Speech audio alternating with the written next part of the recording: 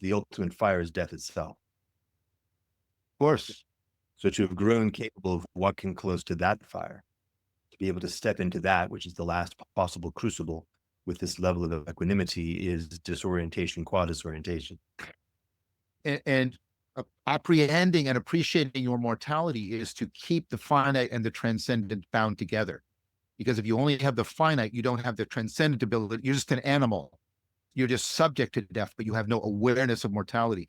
And if you just have the transcendence, you think yourself a god, and you are pretending that you are not fundamentally a mortal being. I think that ability is to bind the finite and the transcendent deeply together. And that's why the will isn't annihilated. The will doesn't disappear. The will simply assents, right? It's like Socrates says yes to death. He doesn't will it, but he retains the agency to say yes. And that's all the will has to do at that point in time, when he's that close to the fire, is to just say yes.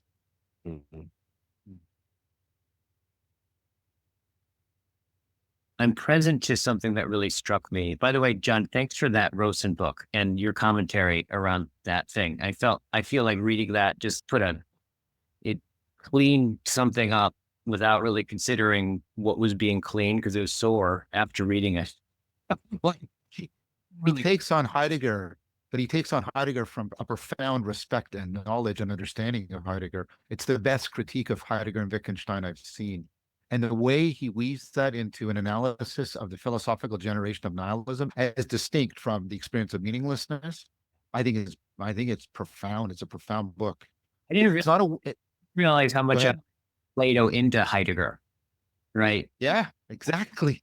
One thing I think that this is touching on, right, about this, what I'm getting from what we're saying here is this continual bringing together the vertical, the horizontal, the transcendent, and the immanent, right?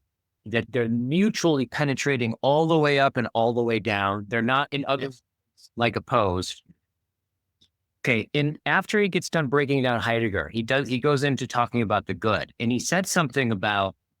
I want to ask you, because something about it. It has to do with how Plato is able to get at all of this, and therefore sidestep nihilism or not be nihilistic, right? Is where they start talking, right, about. And he said it's that when it's not like looking at the future and it's not looking at the past, they start with talking about in the polis, your opinions. And then he goes on and describes, and I may butcher this, but correct me here, where he talks about that human beings are this kind of paradox, right? Where we sit between speech and desire. And that the difficulty has to do with that we need speech in order to have our desires, right? Like it's our speech that help us actually articulate something out in the world, right?